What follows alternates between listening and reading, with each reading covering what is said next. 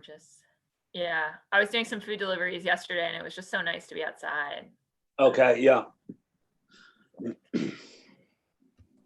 Hey, do you guys ever contacted the blue bike company? So a ton of blue bikes this weekend, and I just want to get a sense as to what's their protocol around them, sanitizing them and what have you after people using them. I don't actually have a contact there, but I mean, I feel like that's a fair question for BTD. I mean, it's a partnership between us and them, right? Yes. I'll reach out to Chief Osgood today because if I saw one, I saw 100 of them today, this weekend, yesterday and Saturday. So yeah, everybody was out and about. Yeah, no, lots of people out.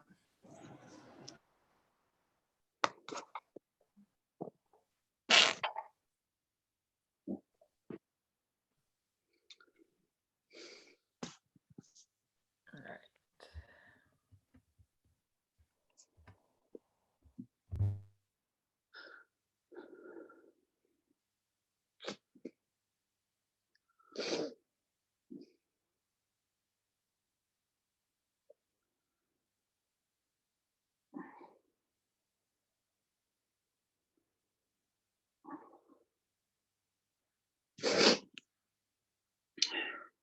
Good morning, everyone. Good morning, Liz. I've got a phone and a computer going this morning. Okay, you got all the technology going, Liz.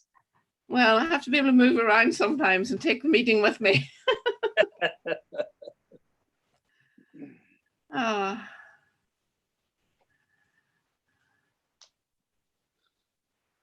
How's everyone doing? We're doing good. We're doing good. We're managing. Same here, Liz. My son's birthday was yesterday, so we did a social distancing birthday virtual, I guess, with FaceTime with the cousins and all that stuff. So it was interesting. Yeah. We're improvising in all sorts of great ways. Yeah, we don't have no people, though. Yeah.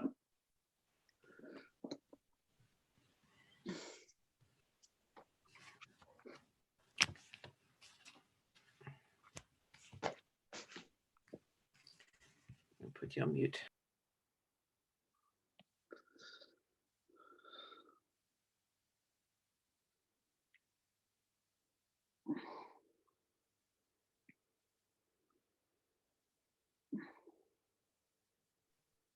Good morning, councilors. Morning, Justin. How are you? Good. How's everyone? How's everyone's family? It's good. Thank you, Justin. Same. Hopefully yours too. Good morning, Justin. Good morning, councilor. Sorry, I had to log in and log out. I realized I was in on my Harvard account, which when I'm on that one, it says Dr. P. Mackenzie Bach, which isn't really how I want to go on the council. So That's one of your many aliases. yeah, exactly. It's my intellectual history publication. What's turning up today? Okay, we're just gonna wait a couple more minutes.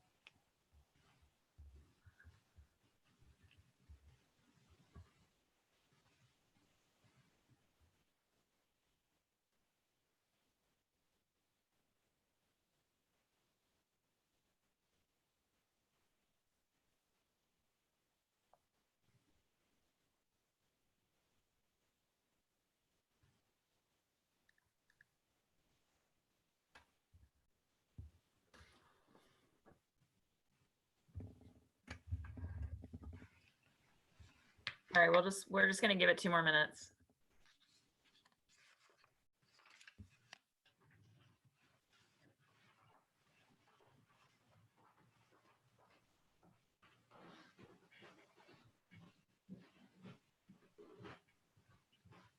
Good morning, Anissa.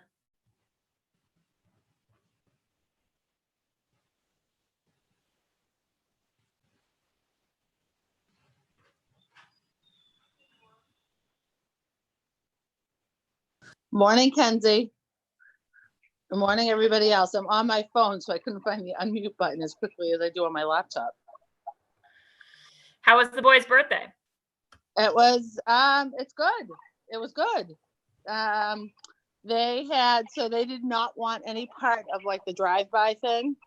So my mother and my sisters did drive by sort of quickly, and gave them cards or whatever. And that, like, we took a quick social distance picture and then off they went. I had cupcakes, so I gave out cupcakes.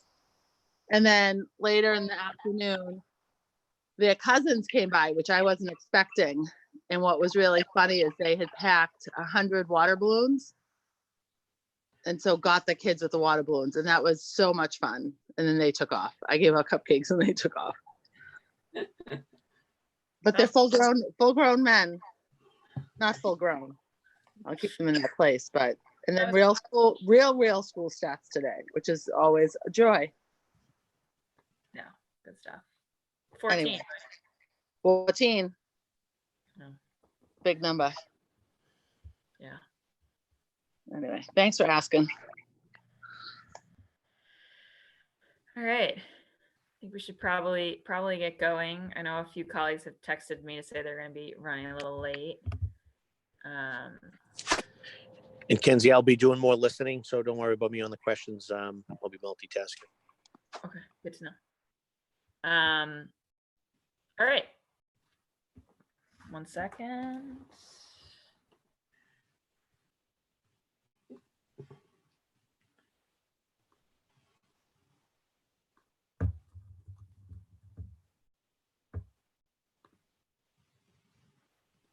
Carrie, you good? Ready to go. Okay, great, awesome.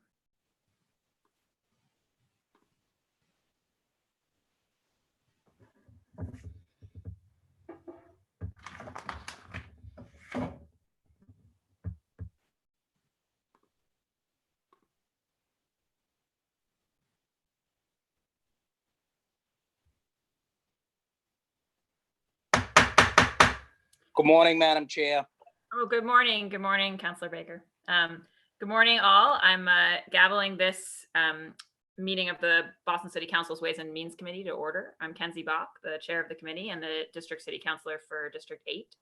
I'm joined today by my colleagues, Ed Flynn from District 2, Councilor Michael Flaherty at large, Councilor Liz Breeden, District 9, Councilor Anissa Sabi-George at large, Councilor Matt O'Malley, District 6, Councilor Frank Baker, District 3, Councilor Michelle Wu at large, and Councilor Ricardo Arroyo, District 5. This public hearing is being recorded and live streamed at boston.gov/city-council-tv.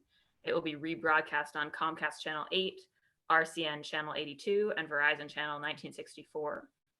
We will take public testimony at the end of this hearing. If you wish to testify via video conference, please email Michelle, michelle.a.goldberg, GOLDBERG @boston.gov for the link. When you're called, please state your name and affiliation or residence and limit your comments to no more than 2 minutes to ensure all comments and concerns can be heard.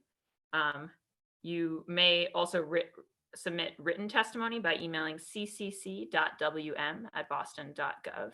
And I'll just remind folks that if you want to testify, you can join the Zoom link that Michelle will send you, but you can't watch the hearing from inside the Zoom. You need to watch the hearing on the live stream, which again is boston.gov/city-council-tv. So today's hearing is on docket 0649, which is a message and order authorizing the city of Boston to accept and expend the amount of $120,853,359.10 in the form of a grant awarded by the United States Department of the Treasury to be administered by the city of Boston from the Coronavirus Relief Fund established by Section 5001 of the CARES Act. So we'll be hearing this morning from Justin Sterrett, the Budget Director for the City of Boston. Mr. Sterrett, thank you for joining us. Thank you, Councilor. Can you hear me? Yep. So I'm going to share my screen. I Is also that just coming want to through? note before Justin gets started that we were also joined by Councilor Julia Mejia at large. Sorry, Justin, go ahead. No problem. Is that coming through on your side? Yep, looks great. Great. Good morning, councilors. Thank you for inviting me here to testify on this accept and expend order. As you mentioned, Councilor, my name is Justin Sterrett, and I'm the city's budget director. I'm here today to provide a brief overview of the Federal CARES Act and specifically the Coronavirus Relief Fund and the allotment of funding that has been allocated to Boston and the accept and expend order that is before you today. Before I get into the Coronavirus Relief Fund, I'll touch quickly on the CARES Act, and I know there's a lot of different moving pieces when it comes to the federal stimulus. As many of you know, the CARES Act was passed and signed at the end of March and is a $2 trillion stimulus package that aimed to address the immediate public health needs and begin to address the economic impacts of COVID-19. It was broken out into different sections, some of which you may be familiar with already. The Keeping American Workers Paid and Employed section included a program called the Paycheck Protection Program for small businesses, which folks may be familiar with and which has since been supplemented with even more funding. The Assistance for American Workers, Families, and Businesses section included the expanded unemployment benefits, which was the extra $600 for unemployment, and the one-time $1,200 stimulus checks for folks earning up to $75,000. The Supporting America's Healthcare System section included changes to FMLA laws and expanded coverage of telehealth and testing through insurance. The Economic Stabilization and Assistance to Severely Distressed Sectors of the U.S. Economy section included funding for hard-hit industries like airlines, as well as relief for financial institutions through additional liquidity at the Federal Reserve. And finally, the section we're here to talk about today, the Coronavirus Relief Fund section included funding for hospitals, but also state, local, and tribal governments to help address the immediate public health needs of the coronavirus. So the Coronavirus Relief Fund is what we are all here to talk about. About 2 weeks ago, the U.S. Treasury released guidance around states and cities applying for funding through the CRF. Not all cities qualify for this funding directly. Only cities over 500,000 people were able to apply directly to the Treasury, while other cities must work through their states in order to access this funding. Boston has received an allotment of up to $121 million in funding to cover expenses related to responding to this public health emergency. Unfortunately, though, this funding is restricted in what it can be used for, and eligible expenses must trigger all three of these categories. The first one, it must be a necessary expenditure incurred due to the public health emergency with respect to the coronavirus disease 2019. Two, it is only for costs that were not accounted for in the budget most recently approved as of March 27th, 2020 for the state or local government. And for us, that is the FY20 budget. And three, these costs were incurred starting on March 1st and running until the end of this fiscal year, in the end of this calendar year, December 30th, 2020. Any expenditures that are later deemed ineligible that the city makes using this funding will need to be paid back by the city, meaning we will have to pay the federal government back if they decide that any of the funding that we've spent out of this is not eligible. So that means that we're going to have very detailed accounting of what we spend this money on, all the way down to individual employee expenses and the like. So unfortunately, this funding cannot be used as a revenue replacement. As many of you may be aware, the federal government, sort of Congress and the White House are talking about a second round of stimulus funding to be coming, called Stimulus 4 or Stimulus 4.5, depending on who you talk to. One of the areas that they're looking at funding for that is funding for states and local governments to deal with lost revenue. That is not what the Coronavirus Relief Fund is for currently. The Coronavirus Relief Fund is really just for public health and public safety related expenditures directly to related to the COVID-19 pandemic. So while we are certainly still watching and advocating for the revenue replacement funding that could be coming. That's not what this is. So what that does, though, it does leave us with a sort of a broad list of things that we anticipate spending this funding on. So I'm going to touch on those quickly.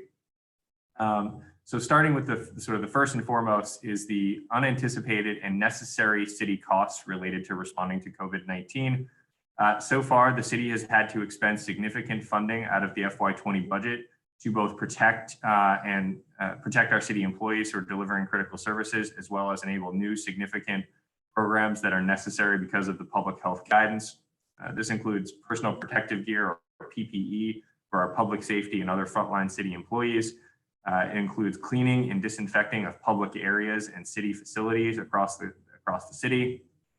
Technology to enable telework capabilities for our public employees so we can continue to conduct city business. Costs of distance learning, including Chromebooks and software for our students. And then public health and medical expenditures that we're already have already started to spend, and that includes especially the Boston Hope facility, which is a 500-bed respite center at the Boston Convention Center that is up and running and has been for several weeks. The second area of concentration for this funding that we're going to be utilizing it for is to address the ongoing public health costs that we know we will be incurring from starting in March and then stretching all the way till December. As you all know, during a pandemic response, one of the key goals is to stop the spread of the disease, and the ways we can do it are the following. So the first and foremost is going to be additional testing through working with our community health partners to increase the number of community members tested, especially targeted efforts in each neighborhood to produce equitable access to testing, targeted efforts across populations and environments most vulnerable to severe impacts of COVID-19, creating mechanisms to assess overall spread of the virus in residents of Boston by increasing access and support for expanded antibody testing, and finally, contract tracing to follow up with patients to ensure that the patients are quarantining and isolating once that they have been tested, and to track any other people that they may have come into contact with. Another important area of focus on the public health side is disease containment through coordination with various state and local resources, as well as what we know is going to be an issue going forward is continued space for quarantining and isolating individuals and the homeless who need to self-isolate but can't do so in their current housing situation. Now, right now, a lot of those folks, especially on the homeless side, are going to the BCEC and some of the other sites that have been set up across the city. But going forward, once MEMA and FEMA have pulled out and the BCEC site is no longer available, we're going to need space to house and quarantine and isolate individuals who can't do so currently in their existing housing situations. So we know that that's going to be a big area of need going forward. We also know that we're going to need to continue to communicate and engage the community with the public on key issues of concern during the response and recovery phases. This includes funding for public information campaigns reaching linguistic minorities and communities of color disproportionately impacted by the pandemic. We also know that we need to increase our public health workforce in multiple areas to stop the spread and ensure effective staffing to mount a continuous multi-month response. Obviously, our Public Health Commission and the various public health providers have been working overtime to respond to the immediate pandemic that we're facing. We know that that is something that they've been able to do, but something that over a 6 to 8 month time period that this funding covers is something that we're going to have to ramp up to make sure it's sustainable over that time period. And finally, system resource management and availability. This includes establishing a warehouse and distribution center to house and disseminate needed supplies to healthcare and direct service providers and to our most vulnerable residents. So that's the second big area of expenses we know that this fund is going to pay for or help pay for.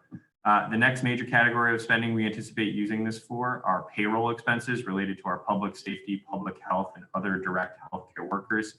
As you all know, our frontline public safety and public health employees are working around the clock to respond to COVID-19. Employees whose primary focus is COVID-19 can have a portion of their salary and overtime expenses charged against the fund. So we will be tracking and monitoring those employees' expenses that are eligible and accessing the fund accordingly for those expenses. And then finally, as you all know, this is sort of an evolving crisis that we know are going to have needs between now and December. We do not know sort of what the tail of this is going to look like and if there is going to be possibly a second phase in the fall. We need to have sort of funding available to respond to the crisis as it comes. This funding must last until December 2020, so we will be carefully monitoring the needs and use this funding to address them as they emerge. But some of the areas we know we will be responding to into the rest of FY20 and what we will be utilizing, we hope we'll be utilizing this funding for, are some of those critical services like food delivery for vulnerable residents, including seniors who are facing challenges, especially given the public health guidance that they should be remaining, and everyone should be remaining indoors. Care and shelter for our homeless population as we deal with a new COVID-19 reality. That's something that I talked about a little bit before. And then finally, support for youth and education through both the end of the school year, over the summer, and into the next school year are definitely areas that we know are going to be high priorities. And as the school department and as our other folks, DCYF and others across the city, work to prepare for a summer and a summer school session, a summer that we normally have, and then a next school year, there are going to be needs that emerge based on the phased types of reopenings that are out there that we're going to need to access some of this funding for. So I will kind of stop right there, and I'm happy to take any questions or expand on any of the areas I touched on. So I will turn it back over to the council. Thank you, Justin. I wanted to start off by just asking, can you clarify like how we should think about this money as opposed to, I know there's also FEMA disaster relief money, and I know that there's been, like in California, the meals they're delivering to seniors, I think they're using the 75% FEMA reimbursement. Yep. Just want to understand how this relates to that. Yeah, absolutely. So we are planning to access FEMA for many of the costs that we sort of talked about today. The challenge is we cover 75% of those costs, so we're still going to need to come up with 25% of what those resources are. So this is potentially a source for that. We also know that FEMA is not going to be here forever, and MEMA is not going to be here forever. So we definitely anticipate that while we are sort of accessing some potential FEMA money for some near-term expenses, basically through the state of emergency. So that's basically starting in March and extending sort of on a month-by-month basis until the state of emergencies are lifted. That is sort of our first bucket of money that we'll be accessing is FEMA money, because that is sort of an unlimited grant, assuming that we can justify the cost. This would be a secondary pot of money that we can access, sort of also going back to March 1st, then also extending much longer than we know FEMA is going to be there.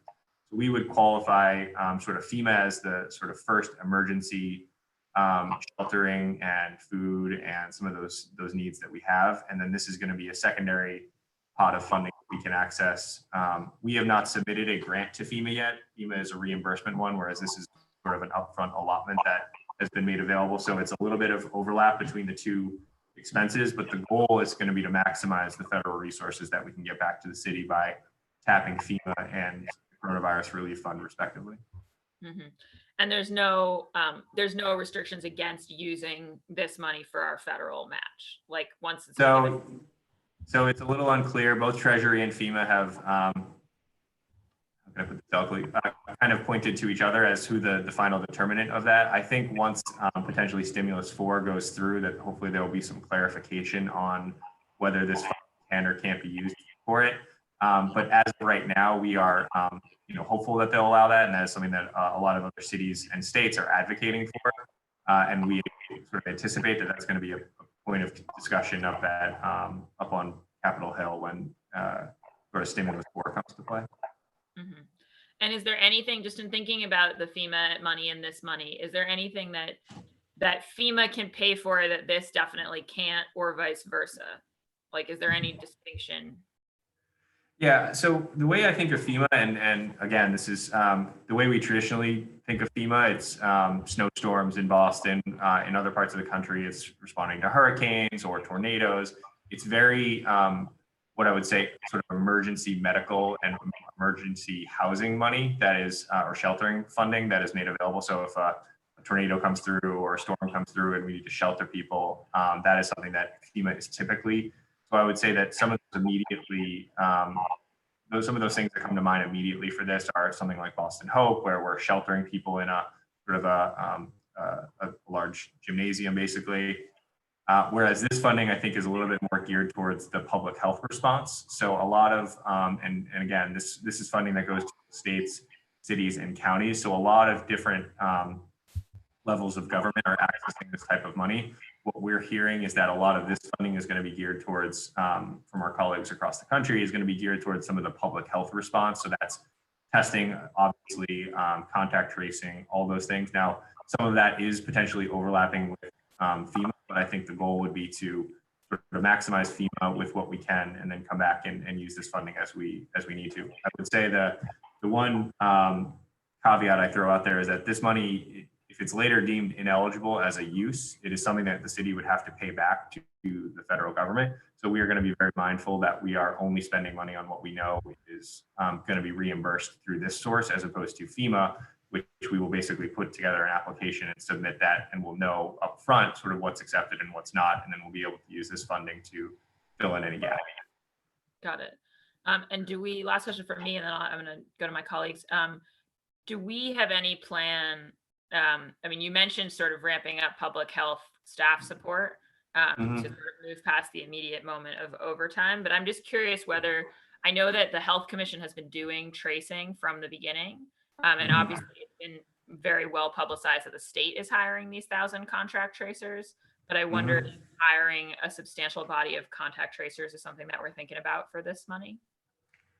Yeah, so I think it's going to evolve a little bit. The one thing we don't want to do is we don't want to, there is so many needs across the board, whether it's testing, contract tracing, other public health measures that we know we have to do. We don't want to duplicate efforts. So the Public Health Commission is coordinating hourly with the state on what the response should be, but we know that there's going to be a need in Boston in addition to what the state is looking at for contract tracing. So that is definitely one of the strategies that we'll be pursuing, but it goes hand in hand with testing. So as we ramp up the testing and how quickly we can get more supplies, which is really the kind of the bottleneck of what we have, that's when we're going to have to ramp up the contract tracing. And that's something that, you know, as we continue to look for the state and the federal government, especially to, you know, fill a role when it comes to testing and sort of helping us break through some of the supply chain issues that are out there. That's going to be a really key area where if the feds get more involved with testing, that may be an area we can, you know, dedicate more resources to contract tracing, or vice versa. If the feds sort of continue to push testing onto the states and localities, then that's where we have to focus our funding, and maybe we'll rely more on the state for contract tracing. Great, thank you. All right, I'm going to recognize folks in order of arrival. So the first few up will be Councillor Ed Flynn, and then Councillor Michael Flaherty and Councillor Liz Breeden. Councillor Flynn, questions? Yeah, thank you. Thank you, Councilor Block, and thank you to Justin for your presentation and for your work. Justin, I wanted to know, will this money be used, or the next pot of money, if it becomes available, will that be used for testing as it relates to neighborhoods that haven't received a great deal of attention in the original part for testing? How are we going to make sure we test all of Boston, but do we have the resources from these funds so that we can do the testing? So I would say that this pot of money is definitely going to be used for testing. I think, you know, even before we had this money available, that was sort of the focus of the administration's response, was on more testing. That is what the public health guidance says. That is what sort of both the private enterprises, when it comes to opening up the economy, testing is definitely where we're going to be focusing. So we are actively working to increase it throughout the entire city. We've sort of tried to expand it, working with our community health center partners. So I think that this fund will be used to supplement that work with the community health centers, and also the contract tracing through the PHC and our other medical providers, our institutions throughout the city. What I will say though is, well, this is the funding. We still are facing challenges with getting supplies, and that is certainly something that as sort of some of that logjam hopefully starts to break over the coming weeks and months, that this funding can be used for that kind of going forward. That the other thing is, this is not one of those things where we can test everybody tomorrow and then we're done. We need to have continuous testing over the next 6 to 8 months, if not longer, to until we have a, basically in order to make sure that we're, you know, capturing and tracing folks who do get infected, and that that's going to help get our economy back going, but it's also going to be the best public health response is just a real significant augmentation of our testing, and this funding can be used for that. And when we test someone and they test negative, we're going back again over the next, as you mentioned, 6 to 8 months to retest them again. This money can be used for that. Yeah, so the testing that's going on right now is governed by the CDC guidelines that has, you have to be symptomatic, you have to, or have been exposed to someone. So that is what we're, that's what we're sort of allowed to test with right now. I think over the next 6 to 8 months, that certainly may change that guidance. So we're still going to follow the public health guidance when it comes to who gets tested and who doesn't get tested. But I think the goal would be to expand testing across the city so that anybody who needs the test can get it. And that's what we're working towards right now. And how is the logistics, the federal government sending the money to the city, and then the city of Boston distributing it to, health centers? Is there any hiccups in that system? Is that system working well? So I would say so until, up until this point, we've been, accessing the Boston Resiliency Fund to expand testing. We've been, working with our existing relationships to expand testing. So I think that this is certainly something we're going to have to monitor and do RFPs, and we're going to have to sort of, put this funding out in a systematic way to make sure it's going to the places that it needs to. But I think once we hopefully once the accept and expend goes through, that's an area that we're going to be able to immediately sort of get to work, hopefully Thursday of this week to, start contracting with those community health providers to expand testing. My final question, what's the biggest challenge you have seen from the previous pot of money? What issues have we saw, and how can we address them for the next funding? I think the biggest challenge out there, and it's something that we in Boston we're certainly seeing the effects of the economic, the damage that's been done economically to the city is certainly significant. And we've talked about that during the budget process, how we've already made adjustments, and then how we are sort of prepared to come back in a resubmission to talk more about that. A pot of money from the federal government that is available to states and localities to fund revenue replacement is going to be the key to sort of, preventing states for the most part from going bankrupt, but also other municipalities. I would say Boston is in a much, but thanks to a lot of the work on the council and obviously the sort of the state of Boston's resilient economy, we are in a much better place, but we are not immune to those effects. So I would say continued advocacy at the federal level, frankly, for a stimulus package for states and localities to help support their budgets is going to be the biggest ask that we have. And there's a lot of support up on Capitol Hill for that right now. Point you towards some of our some comments from some senators out there who have expressed trepidation with providing some additional funding. And I think that that's something that we need to push back against, because we are really providing those frontline police, fire, teachers. And if we're going to get out of an economic, if we're going to, try to hit an economic recovery, we're going to need those providing those core public services, both in Boston, but across the state and across the country. So I think that continued advocacy on a revenue replacement stimulus in Stimulus 4 is going to be important. Thank you, Justin, and thank you, Councilor Block. Thank you so much, Councilor Flynn. Councilor Flaherty, any questions at this time? Yes, thank you, Madam Chair, and good morning, Justin. Just to kind of follow the line of inquiry from Councilor Flynn to Justin, obviously our community health centers, lifeline of a lot of our neighborhoods in servicing some of our more vulnerable residents and their day-to-day activities.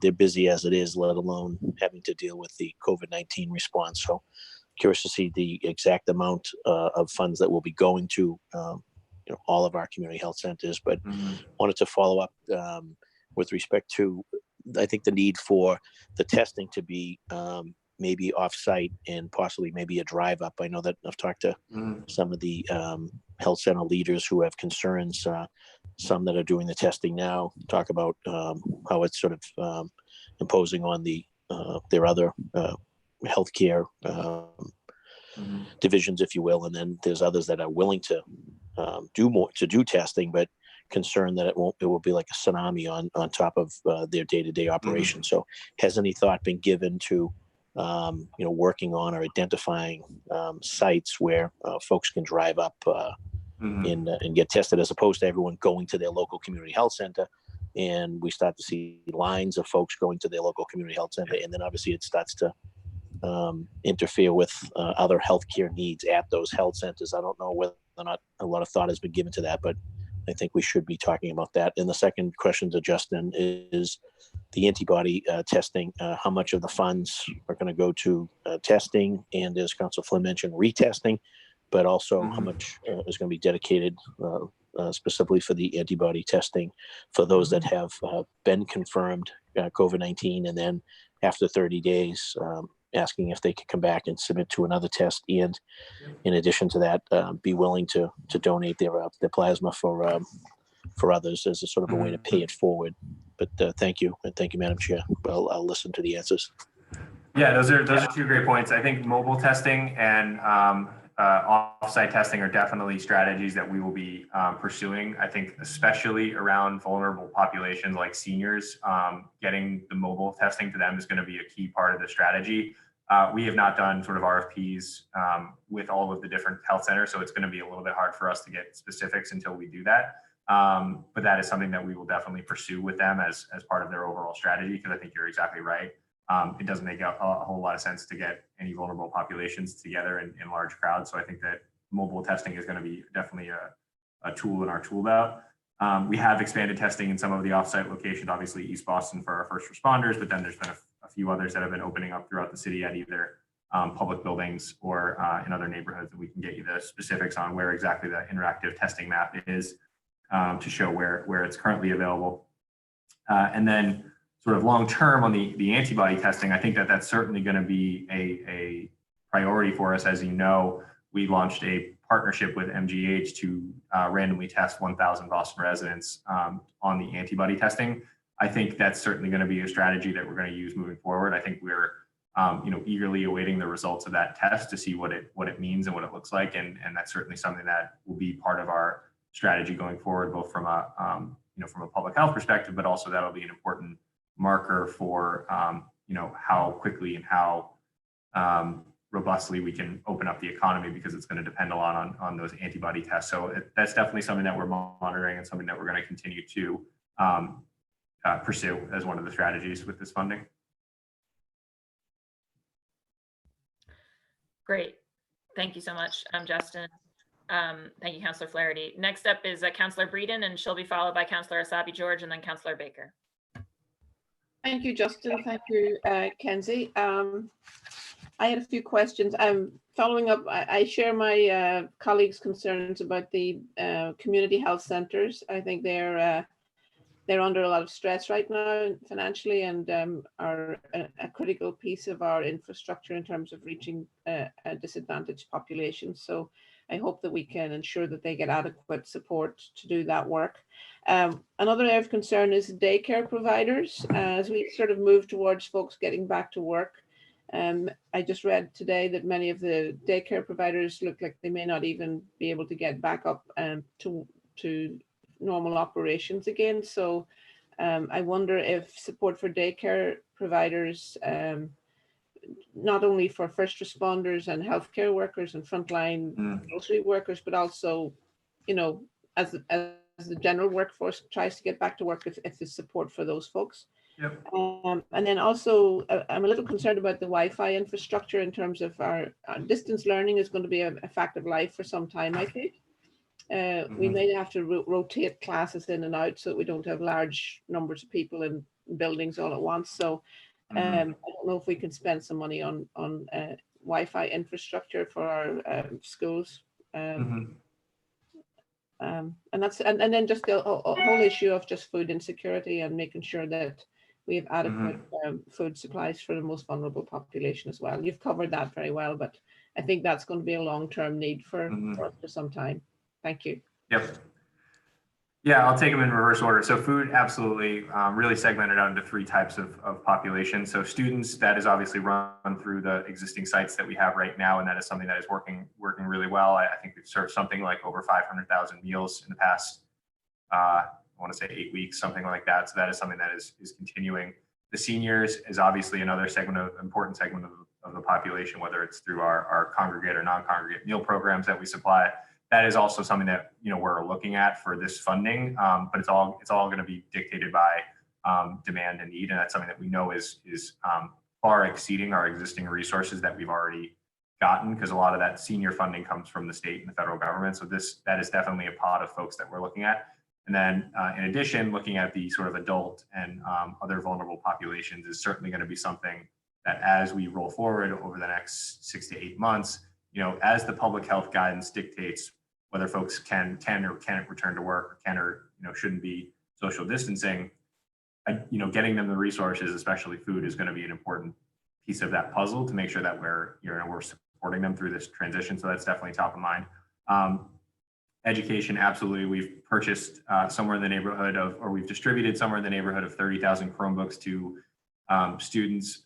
In addition, we've put out in the thousands of Wi-Fi hotspots, working with our partners in AT&T and Comcast and Verizon and those folks to provide that free of charge for students. That is something we're going to have to continue, certainly, while the rest of this school year is out, but then also looking into next year and what that looks like. I'm going to have to defer to the schools as they're still working through the sort of end of this year's plan, but then also summer learning and next school year. So there will be strategies around distance learning and getting students in classrooms that are safe, that they'll be able to present over the coming months as they work on them. And then certainly community health centers continue to be top of mind for us as the sort of on the ground neighborhood supports of testing, tracing, and then providing medical services to those folks, to neighborhoods. I think I got them all. The daycare providers. Oh yeah. So childcare. So childcare is not explicitly mentioned as one of the eligible uses of this funding. It is a very important topic, right? We can't get the economy back up and running if we don't have childcare or education services, and we certainly need to identify that solution. The governor, as you probably know, has closed non-emergency childcare facilities through the end of June. So that is something that we are certainly identifying as a need, but it's going to take a little bit of conversations with the state about how that's going to work, because if they've closed them effectively through June, and the only ones that are operational are our emergency ones for first responders, we're not going to be able to open up the economy and provide and not be providing childcare in a more robust way. So that is certainly something that is, I know, of the top of mind for the city, but then also I know the governor and his task force are working on identifying solutions for that as well, because that is going to be a big need for our residents, but then also our business community to get folks back to work. So it's definitely something that we're working on. It's not exclusively mentioned as a source or as a use in this fund, but it's something that we're going to need to identify resources for going forward. Thank you, Justin. That's all for me. Yep. Thank you, Councillor Breeden. Next up is Councillor Asabi George, and then it'll be Councillor Arroyo and then Councillor Wu. Thank you, Madam Chair. And thank you, Justin, for the presentation this morning. I noticed that the expiration date is the end of December, but there's been lots of discussion about this, the impacts of this pandemic lasting for multiple years. Is there an opportunity to extend that deadline? So it's a great question. Something a lot of other states and cities that we've been talking to have been advocating for. As of right now, it does expire on December 30th. So that is something that we would have to advocate for national or federal change on. But it is something that we're monitoring, because just take the homeless situation. That is something that we know is going to extend far past December 30. And until we have a vaccine, we're going to have to find solutions to de-densify and sort of socially distance our shelters. And that's something that is going to expend past December 30. So we need to start thinking about that now, because if this funding does go away on December 30, we know that's an area that the city is going to have to fund on our own. So it's definitely something that we're monitoring, but as of right now, it does expire on December 30.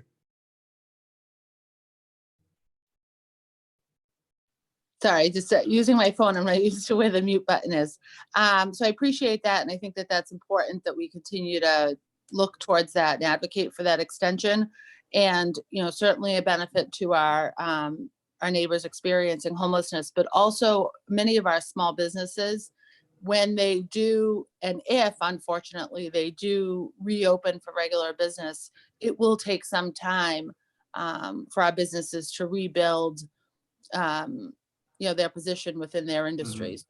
I think that will also extend beyond, certainly beyond December. So I'm happy to lend my voice to advocate in any way that we can do that, or think creatively about how we're using city resources that are more flexible, if that's the case. But I appreciate you this morning and everyone's questions. Thank you.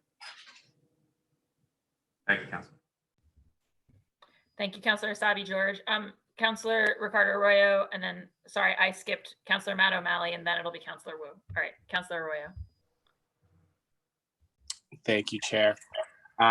Just a question on the funds here. Is it possible to use any of this for necessary small business relief or rental relief or any of that? So one of the areas that is something we're monitoring and something we're looking at would be something on rental relief or on small business relief. What I would say is at the beginning of the presentation, I talked a little bit about what are some of the other pots of funding that have been made available to small businesses and others, and that's some stuff like the Paycheck Protection Program, which has upwards of $500 billion that has already been put out to small businesses. We want to think about size and scale and our limited resources that we have here. We could spend all $121 million on public health related measures and probably not scratch the surface of what we need to do to ensure the safety of our residents. So it's certainly something that we're looking at as a potential. It's not quite as clear whether some of those what we would call a secondary would be eligible for other funding. So that's something that we're working through with Treasury. And as we go and we sort of demonstrate that there's a need that could be filled by that funding that would sort of make sense because it is a limited pot of money. We're definitely keeping that open, but it's not something that we've sort of addressed in this initial proposal. So just a quick question on that. The PPP, the municipality has no power in terms of distribution of that money, right? That's handled by the federal government? Yeah, so it's federal government to local banks who then work with the small businesses to distribute the funding. Okay, so here's the reason why I bring it up. The PPP just recently was found to have shut out about 90% of businesses owned by people of color. And I frankly believe that Boston can do a much better job of reaching those folks than the federal government has proven to do. And so from that standpoint, I would just keep in mind that there's some inequity built into the current programs made to get money to our small businesses. And so those are the kinds of things. And then on rental relief, I don't think those programs exist. You can correct me if I'm wrong, but has any funding come from the federal government for rental relief? Not too much. Well, I believe last week or the week before, the council considered a CDBG grant expansion that could potentially be used for something like that. That is not, I'd have to follow back up to get you specifics on the numbers for Boston. But other than that, I don't believe that has been made available. Obviously, the city stood up the rental relief fund last month to start to address it. We know that is a need that is more expansive than we were able to fund initially. But that's, again, something that we would love to use this funding for, but it's a little bit of a challenge to, one, make sure that it's an eligible cost, and then two, given the sort of limited nature of it and the scope that we're working with is just so small compared to what the demand would be on the business or the rental side, that we have to be very tactful and very specific on these investments that we're able to make. And we're going to have to do it with, we think, in the ways that will be the most good. And just the size and scale of it just doesn't compare to what the federal government is able to provide for all resources. We're talking about $100 million where the need is, in the tens of, billions of dollars, I'm sure. And when you look at the rental side and the small business side as what they need. So I think we want to be tactful and we want to make sure it lasts over the next 8 months. Okay, thank you. Thank you, Councilor Arroyo. Councilor Matt O'Malley, and then it'll be Councilor Wu and then Councilor Mejia. Thank you, Madam Chair. Good morning, Justin. Thank you for that presentation. I'm going over the deck that the chair has sent to us as well, which sort of reiterates your good presentation. two quick questions. One sort of on the General CARES Act. So as I understand it, it's been written about quite a bit this weekend that any municipality with a population of 500,000 people or more could apply for this funding. There was another county in the state, Plymouth County, I believe, which to their credit, realized they could apply barely. I think they're about 540,000 people and were awarded a substantial amount of money, about $90 million. There is no county government to speak of as it relates to a functioning body. Some of my colleagues, I was surprised when I heard this. Suffolk County actually has 15 county commissioners. So it's us. We are the county commissioners of Suffolk County. So I won't ask if we theoretically could apply separately, because I don't think that would serve anyone well, because it's better to have a unified voice. But should this Plymouth County pool of money decide to revert back to the state, how would that work? I guess just briefly, what's sort of the status with Plymouth County?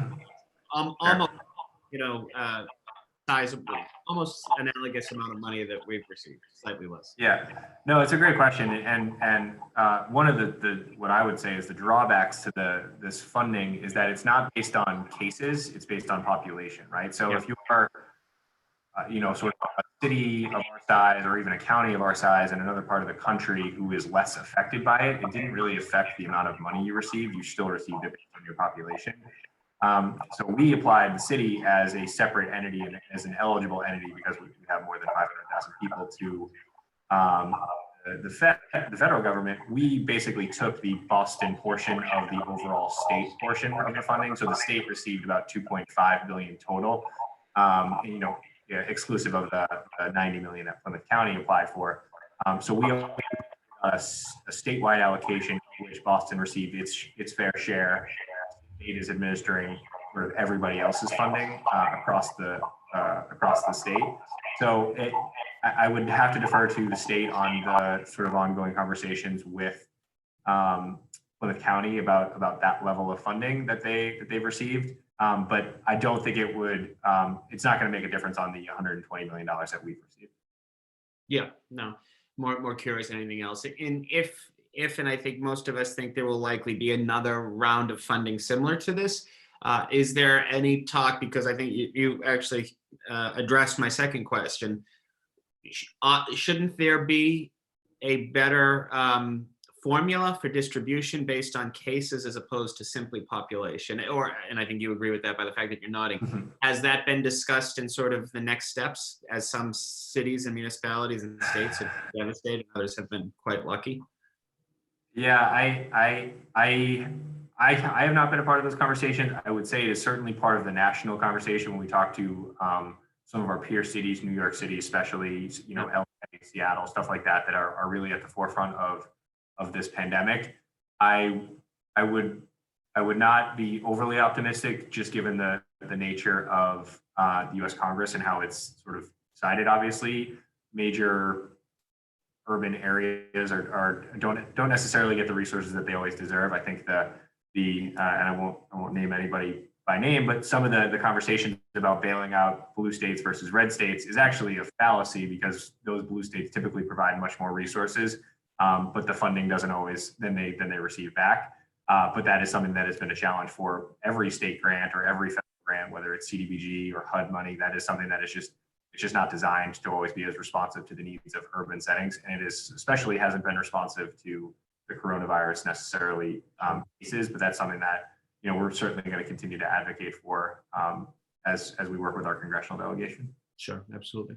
And then I know that these funds can be used towards city employees' salaries. I'll stipulate the fact that everyone's sort of job description has changed over the last 2 months, and we're doing a lot more different things as we have to support our constituents.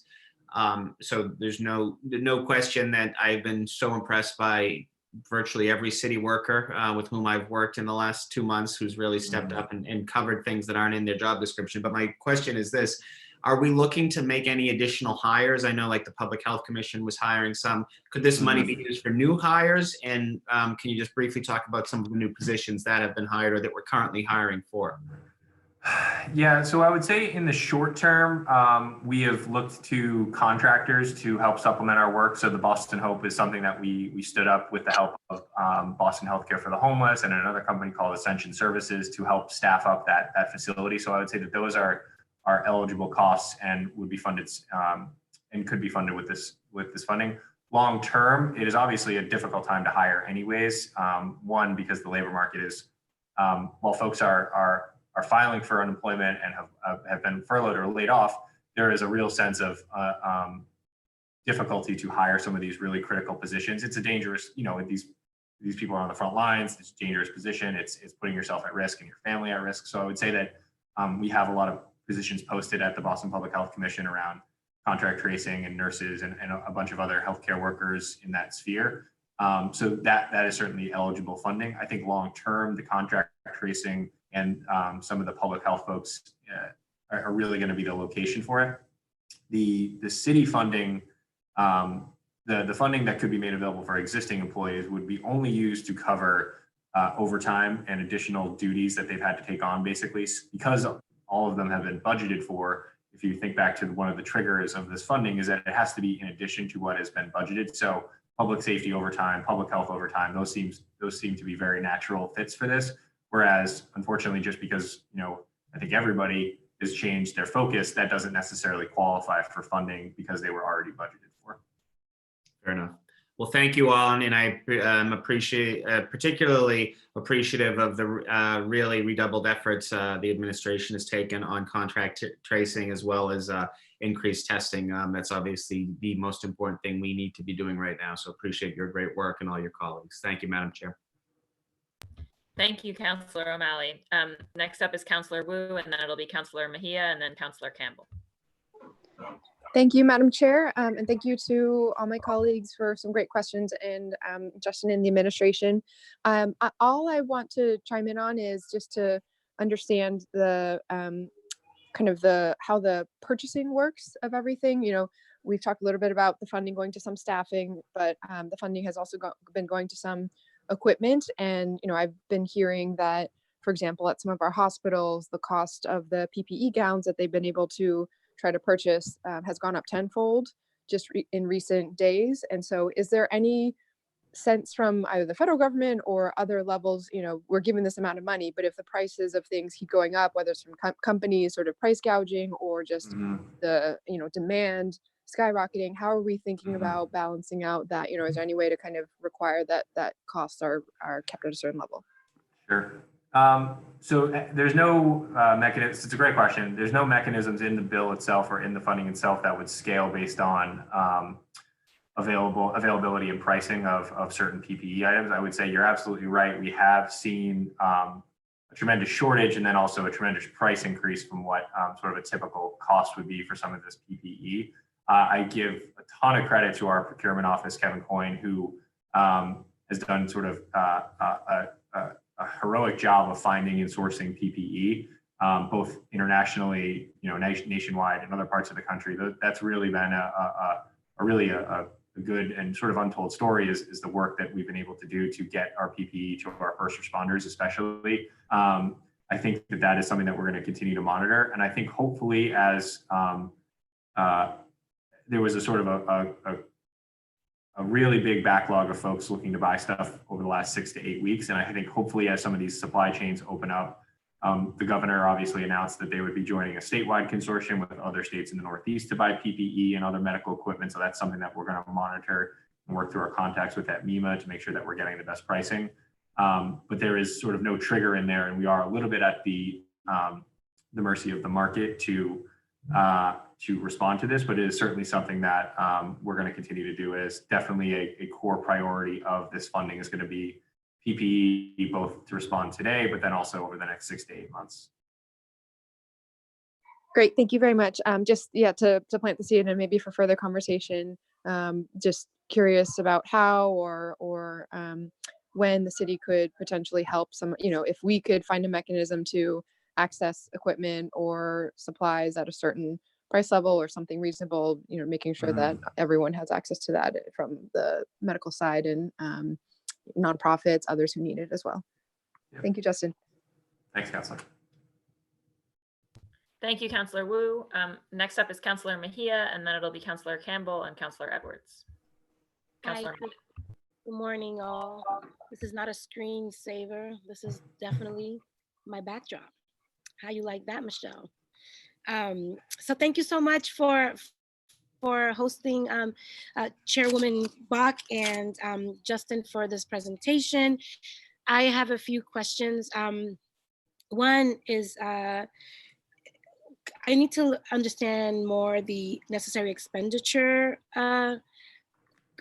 situation here. It's kind of vague in the CARES Act.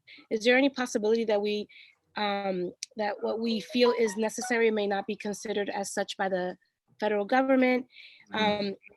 But just curious, you know, how Trump could be. Is this something, one of those situations where he can say, psych, gotcha, this wasn't technically necessary, so you're gonna have to pay up? Just kind of curious about that. It's a very fair question, and something that we're very mindful of, and something that I spend a lot of sleepless nights over is getting a bill from the feds at some point in the future that says, no, you spent it on X, Y, or Z, but you shouldn't have done that. So it's definitely something we're mindful of. I think everything identified so far in the plan, so whether it's PPE for our first responders, or cleaning and disinfecting public areas, or the technology that we need to both either work remotely or educate remotely, those are all going to be eligible costs. It gets into a little bit of a gray area when we start to think about some of the secondary effects and what may count and what may not count. So I think we want to be very careful. We also, the other thing is we also need to make sure this money lasts over the next 8 months, because while it's great to get a big influx of funding right now, the public health measures and the public safety measures, I think, have to come first. And we've been able to sort of respond, I think, appropriately in the near term, but we need to make sure we have flexibility to be able to continue this robust response over the next 6 months. And I think that that's something that we're very mindful of, which is why we're a little bit hesitant to really expand the pot of things we're going to spend this on until we feel more comfortable about the long-term sustainability and appropriateness of some of the costs out there. Thank you for that. I have two more questions. One is, I'm just curious in terms of mental health, in terms of this recovery, just trying to figure out, and if you did say it, I'm sorry, I may have missed it, but I'm just curious as to whether or not some of this funding can help go to support the trauma that our frontline workers are experiencing as a result of this, as part of the transition back to normal. And then within that too is also just like the community response to trauma, just kind of wondering whether or not that is some funding that we're looking into. So definitely on the employee front, our sort of city employee side, are working with our EAP, our employee assistance programs. That is definitely an area that we're focusing on right now, and making sure that employees know that they have those resources. We haven't identified a specific investment that we need to make with that funding, but it's definitely something that, as things come up, this would potentially be a necessary cost that we think would qualify. On the other side, I think on the public and the community side, I think working with our community health centers is going to be a really important response, both from a testing and quarantine perspective, but also a overall medical perspective. So we'll look to put out RFPs and hear back from the community about what their needs are, and make sure that we can fund it appropriately. And then I think not the untold one, but the one that jumps to mind too is support for our students, right? So they're obviously remote for the rest of the school year. There's going to have to be some summer programming, obviously, that's going to be more robust that we're going to have to do. And next school year, there's going to be a need for more wraparound supports, I'm sure. So I think that some of this funding may qualify for some of that, but I think that it's going to be a little bit dependent on working with the school department and the teachers and students and parents about what the needs are. And that's something that's going to come as we go, right? We're 6 weeks into this or 8 weeks into this, and we know that there's a long road ahead, and that's going to be something that we're going to hopefully have funding available to respond to as we go. So the reason why I asked is because I know that after the Boston Marathon bombing, there was, an initiative through the Boston Public Health Commission to do this rapid trauma response. So I'm just, that's what I'm thinking of, because this pandemic is traumatic. And so I think that some funding to help support that type of initiative is something worth looking into and considering as part of the recovery. And then the last piece, and that I'm just curious about, is in terms of community engagement and input in terms of the allocation of the funding, and what's your strategy for community engagement in terms of you know, the role that the community will play to help support, advise the rollout of these funding. Just trying to see whether or not that is even part of the conversation. So I think in the very near term, it's all about responding to the public health crisis. So I think that we would, you know, we have certain expenses that we've already spent that we know this funding can be used for. I think going forward, a big piece of the Public Health Commission strategy is going to be engaging the community with more information and more support. And I think that that's something that as we engage with them and they'll sort of tell us where the needs are on the public health side, that's going to be where we'll be able to redirect the funds. The goal of this funding is that it lasts 8 months. So as we kind of slowly go over the next couple of months, that's going to sort of, as we hear back from the community through this additional engagement that we'll be doing, that's going to allow us to redirect funding if there are needs that are being presented that are not currently being met. Yeah, so the reason why I asked is because I'm thinking about the task force that the mayor has created, the Black and Brown Equity Health Response Task Force. Just want to make sure that they are engaged in this conversation. There's other coalitions out there in the city of Boston that are working in this capacity. So just wanted to make sure in terms of who's at the table, I'd love to be able to just advocate to ensure that, you know, we have all key players as well as those non-traditional folks to be invited, specifically frontline workers and people who are living the realities to kind of help guide this work over the next 8 months. Yep. Yeah, the mayor's task force is definitely involved. Sorry, I lost my light. Is definitely involved in that, and that's something that we'll be mindful of. I think we source ideas. There are no bad ideas at this point, right? Everyone's learning as we go, and I think that we're happy to take input from anyone. Thank you so much. I yield my time, Chairwoman Bach. Thank you, Councillor Mejia. Next up is Councillor Campbell, and then it'll be Councillor Edwards, and then Council President Janey. Councillor Campbell, you have the floor. Thank you, Councillor Bach, and thank you, Justin, for the presentation. Many of my questions were asked and answered. And so I just, that's my 2-year-old, Alexander, yelling hello. But I just wanted to echo, you know, Justin, some of the points by, you know, around testing and the community health centers, and Councillor Royal's point around the lack of intentionality with respect to businesses and certain populations of color, right? And how we have to be more mindful there, because apparently their processes haven't been set up in such a way that it really, you know, all means all in terms of access. So I just wanted to raise that up. And then in terms, and then Council Mejia, I want to be in her backyard. Just wanted to flag that. And then in terms of what you just said too, around, we obviously have to make this money last. And we don't yet know, obviously, what's to come. So, and I apologize if this was asked early on with respect to some of the other councillors' points or Councillor Sabi George's points. Where do we go for more revenue, right? How do we get really creative as needs arise to meet those needs, while understanding that this money is only going to last for a certain period of time? Just based on what we're hearing on the ground, some of these concerns it's getting overwhelming already, right?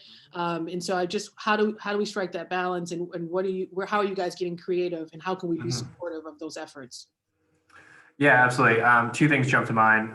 An investment in public health tracing, contact tracing is an investment in the economy, right? So the quicker we can, you know, get, you know, the speed at which we can reopen the economy is dictated by the public health measures, and that is all dictated by testing, contact tracing, and all the other types of ancillary public health costs that we know are out there. So the more of this funding we can dedicate towards public health measures is going to get us, is going to get us more revenue from our regular sources. So our businesses getting back open, our tourism getting back open, all those different types of factors. And then the secondary thing, and this is something that we've been, you know, we're a little bit insulated from because of our revenue and being very property tax based, is a federal bailout or a federal stimulus to states and localities is going to be the key to getting the sort of the larger economy, nationwide back up and running, but also giving us more of those tools in our tool belt to address some of the other needs that have been raised today and will continue to be raised. And that's really where advocating at the national level, advocating at the state level to make sure that cities and states are through no fault of their own, have been decimated in a lot of ways by this pandemic on a revenue basis. And I think that that's something that we're going to need to advocate for national support from. And that's something that as of right now is not done, but something that I know they're working on. So I think that that's certainly where I think our primary focus should be on generating revenue, and then making sure the investments in public health are leading towards an equitable reopening of the economy is definitely, I think, a secondary. It's an investment, but it's an investment that we think, the better we do it and the more robustly we do it, the better the economic recovery will be across the city. And that's going to be a revenue generator at some point. Thank you. And then my last question is, and you mentioned it in your response on the testing piece and how critical the tracing, antibody testing, all of this connects to the reopening conversation, the economy, et cetera. In a call the council recently had with the administration, one of my questions was sort of what type of testing, how much testing you need to see in order to even think about reopening, right? For you, a similar question, but more on the money side, right? How much money would it take? What amount of resources, partnerships, et cetera, would we need in order to really get to that testing place that is so critical to the economy conversation, and of course to public health and well-being of the residents as well? Yep, it's a great question. I think the challenge for us is that this is a good start on the funding that we would need for it, and that's why we want to dedicate such a big portion of this funding towards the testing. We have a supply issue, right? We do not have the entire country does not have the supplies that we need in order to do the types of testing that are needed to reopen the economy. So I think this is the funding. I think we have the community partners through our community health centers and our other groups that can do the testing and sort of administer it. It's a supply issue and something that we're going to need state and national leadership on to break that logjam. So while this funding will last us, this funding will help us get started and will continue for the next 8 months and help provide the additional resources for testing. Testing is also covered by insurance, so that is actually probably the first step. Is that, and this funding can be used for some of those wraparound things like the staff and the other types of support. So this is a good start on the funding, and we need supplies as the kind of the next. That's the sort of the most important thing right now, holding up the testing.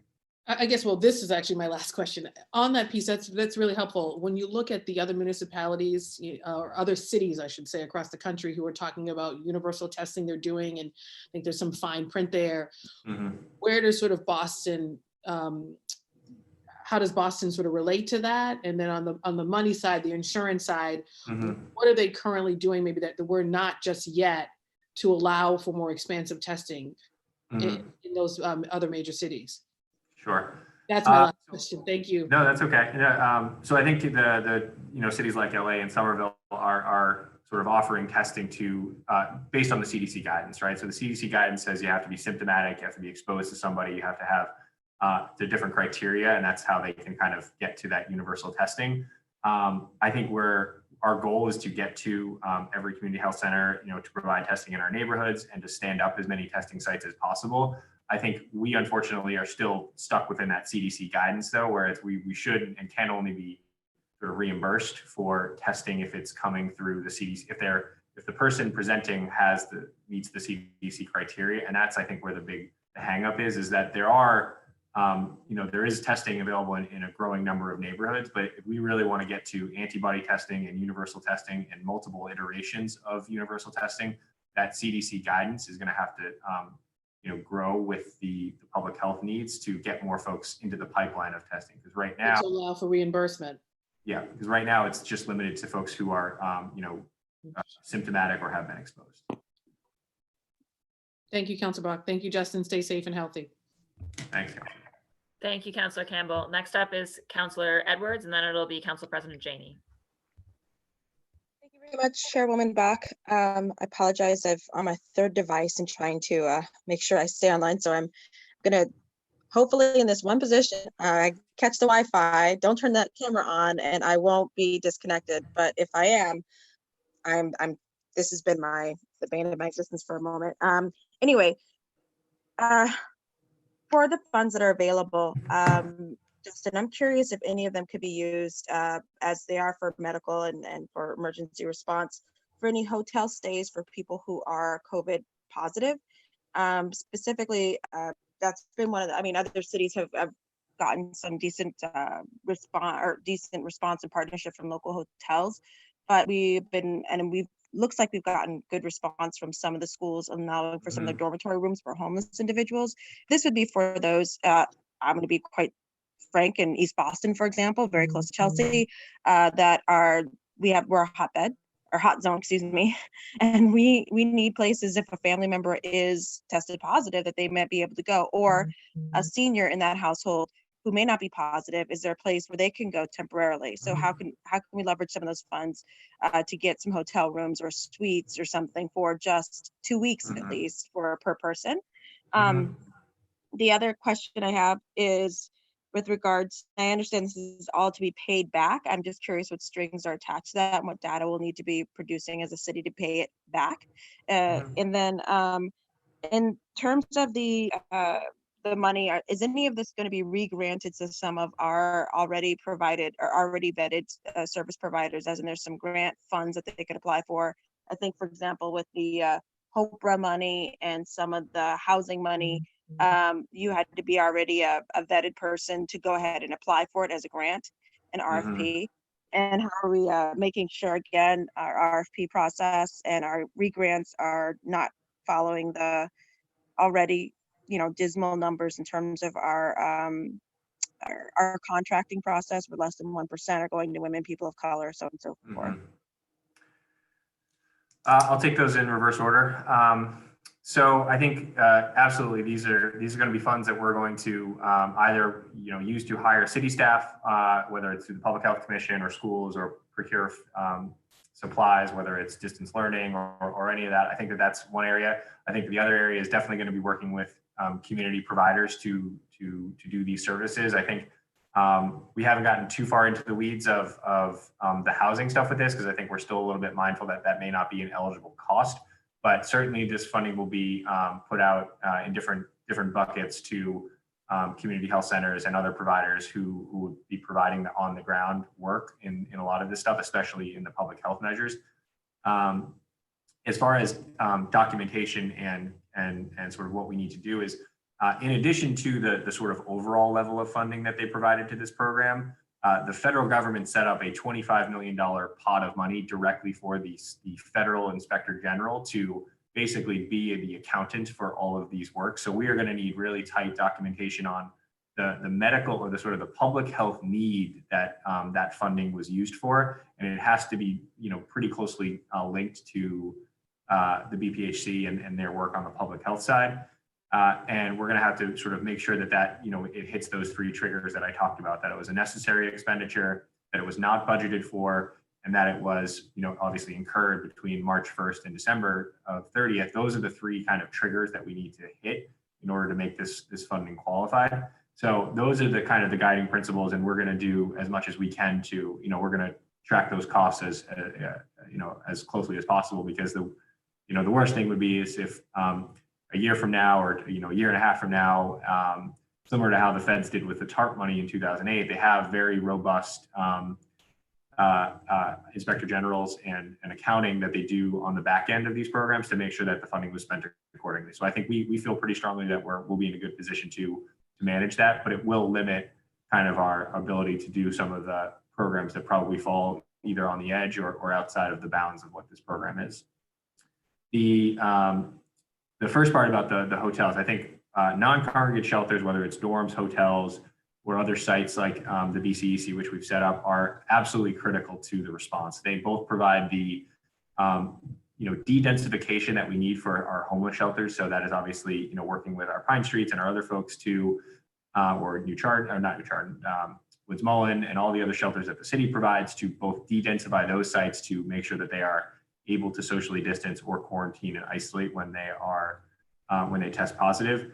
but also long-term, we will be using some of this funding for quarantining and isolation of individuals, both homeless, but also vulnerable populations, people in situations where many family members may be either may have comorbid effects, or they may be living with folks who have that. So I think that that is definitely a piece of the puzzle. But that goes lockstep with testing, right? So as we ramp up testing, that's going to dictate the need for the non-congregate sheltering that you mentioned, the hotels, the dorms, and stuff like that. So I think that that's certainly something that we're tracking as part of the longer-term public health costs, but it's going to go hand in hand with how much testing we do, and that's something that is still going to have to ramp up over the next couple of weeks.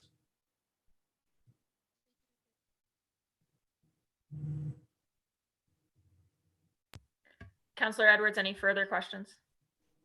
No, thank you. Can you hear me? Yes. No, thank you. I'm good. Thank you. All right. Thanks, Councillor Edwards. Councillor Janey, Council President Janey, you have the floor. Thank you so much, Madam Chair. Thank you, Justin, for your presentation, and I apologize that I've joined the call late. I will try my best not to repeat questions, but just to kind of review the tape. Justin, as you were responding to Councillor Edwards, you mentioned 3 criteria. Could you repeat what they are again and whose they are? Yeah, absolutely. So this is criteria that was in the CARES Act, which was the federal piece of legislation that dictates this funding. And the 3 criteria that it must hit is that they are a necessary expenditure incurred due to the public health emergency. So basically, is an expense that the city had to make or has to make because of the public health emergency. The second criteria is that it cannot be something that was already accounted for in the most recent budget. So for us, that is FY20. So it's basically stuff that has been unanticipated or is unanticipated in the existing budget. And then the third is pretty straightforward. It's basically only covers expenses between March 1st of 2020 and December, all the way through December 30th of 2020. So basically going back retro 2 months and going forward to the end of the year, end of the calendar year. Thank you for that. And what I see is a glaring omission is anything around equity. I imagine that colleagues on the call have already, urged and encouraged that this money, as it's distributed to the best of our ability, that is going out into businesses, contracts and vendors, that they're going to local people of color and women. I would reinforce that. I understand that much of this may be going to health centers, and this is for like PPE and testing. Yes? Yes, that I would say that's a big portion of it. And so when we understand the disproportionate impact, one, I want to lift up what the feds didn't, and I want Boston's approach to focus and prioritize those who have been disproportionately impacted. So for me, there's 2 ends to this. On the one hand, it's how, if we're spending money, how we get money to local people of color, et cetera. And then when we know that the impact in terms of tests and PPE and et cetera, and confirmed cases and deaths, we see the disproportionate impact. And when we talk about the economics of COVID, we see the disproportionate impact in certain neighborhoods and in communities of color. And so again, with the response, I would want to understand how we are trying to mitigate that disproportionate impact using these funds. And if earlier questions hit upon this, I am happy to just review the tape. You can feel free to say that. I would also like to understand from the city's perspective because I understand from earlier conversation that some of this could be used for overtime for city employees, for the first responders. I would want to understand from your perspective, Justin, how much of it would be for like salaries going to overtime versus tests, PPE, grants going out to community health centers, et cetera. So that's another question. Yeah, absolutely. Great questions. I think the equity piece is at front and center of all of the public health measures that we do. I think the goal of the testing, the contract tracing, and all of the other work, quarantining, isolating, are going to be geared towards those communities who are most affected by COVID-19. And that is certainly what you mentioned around communities of color, but also communities who have been disproportionately affected economically. I think that those are all areas that are really focused on it. I think Councilor Mejia brought up the mayor's task force for health equities on this, and I think that is certainly going to be a guiding principle of the recommendations that come out of that. So I think that certainly is at front of mind for a lot of the work that will happen. As far as overtime and salary expenses, so that the funding from this fund covers additional salary and overtime expenses related to the response. So whether it's our public safety professionals or our public health professionals, it's work that they've had to do in the sort of preceding 2 months, and then will have to do over the coming 6 to 8 months. That is in addition to their budgeted amount of money. So everyone has a base salary. This would be going towards sort of additional overtime that they've had to do because they're responding 24/7 or because they're responding to sort of an expanded time frame. And do you have a breakdown though of how much you expect would go toward salaries versus would go toward PPE and testing and tracking directly to those neighborhoods most impacted? So I see Roxbury's on that list. Obviously, poor communities of color all over the city of Boston are being hit hard. Black people are being hit hard. So I really want to understand how much is salaries and how much is going directly to these hardest hit communities. Sure. So I don't have a neighborhood by neighborhood breakdown because so much of this funding is prospective. It's basically going from today, back 2 months, and then from today until the end of the year. It's something that we're going to have to procure and track and manage as we go forward. It's also an evolving health crisis that we need to sort of be flexible in going forward. We need to make sure that we have this funding available through the fall of next year and through the beginning of the winter of next year. So we don't have a sort of a line item by line item breakdown for you. What I can say though is that we are very mindful that everything that we can do on the public health side and the PPE side and the public safety side are investments in getting our economy back up and running faster. So I think that we can really view this as we need to focus on the needs of the public health community when it comes to testing, contact tracing, quarantine and isolating, some of the other areas that we have, as well as making sure our city employees who are responding every day to their positions are safe and have the PPE that they need. So I would say that those two, plus I would throw in as an additional expense that I know is going to be is at the top of mind for the council, but is also something that is going to be pretty significant, is the effects on school, both through the end of this year, through summer learning, and through the start of school next year. Those are going to be costs that, as the sort of plans come out from BPS about learning loss and all those different things that folks that the schools are dealing with right now and trying to do distance learning, that is something that we're going to want funding available for to help support them. So I think that those three areas, kind of PPE for first responders, public health measures, and certainly education expenses are probably going to be the crux of, or the sort of the bulk of that funding. But I think we'd be happy to follow up as we put out RFPs, as we think about how this funding gets distributed, to kind of put that out publicly for folks to digest. Thank you. Thank you, Madam Chair. Great. Thank you, Madam President.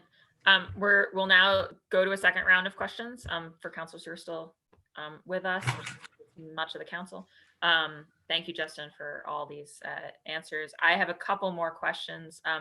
One is just really want to understand. It seems to me that because the time limitation on the FEMA money is the most could disappear, right? When a state of emergency is lifted piece, it feels like we would want to be submitting for the FEMA money as soon as possible to maximize that. And also that to whatever extent we could use this as a leverage point, right? Because hypothetically, if you use this as 25% of a FEMA thing, you're getting up to $500 million, right? So I guess, obviously that's a hypothetical world in which you used all of this money for the 25%. But my point there is more the uncertainty about whether or not we can use it for the 25% seems really relevant in that case. So I'm just wondering what our path is to submitting for the FEMA reimbursement and figuring out an answer on that. Yeah, no, it's a great question. I think the immediate answer is we're working on getting our paperwork in line now. I think the challenge with FEMA is that it's so much about responding in the moment. So it's right now, working through the Boston Hope as obviously a big place that we're looking at FEMA reimbursement. But there's also a whole host of other areas that we're tracking as areas that we know we're going to want to submit to FEMA. So I think you're absolutely right. That is the first and sort of that is the first bucket that we will go to when it comes to submitting these costs. And then as either things are deemed ineligible for FEMA or they're ineligible for FEMA, that's when we would sort of start to look at this funding to supplement it. I also think that it's going to be an evolving conversation at the federal level. There is, I think, a lot of good work went into the CARES Act, and there's been a lot of good things in there, and whether it's on the economy or whether it's on the city side, obviously, what is sort of, I think, obvious to everyone is that it's not enough, and that there needs to be a second or honestly a fourth stimulus at this point that needs to come to both communities and the economy, but also states and cities. And I think as we get more clarity on if that is a possibility, that's going to also help dictate how and where we maximize it. I think everyone shares the same goal of getting as much from the feds as possible, and I think that that's certainly top of mind for us right now.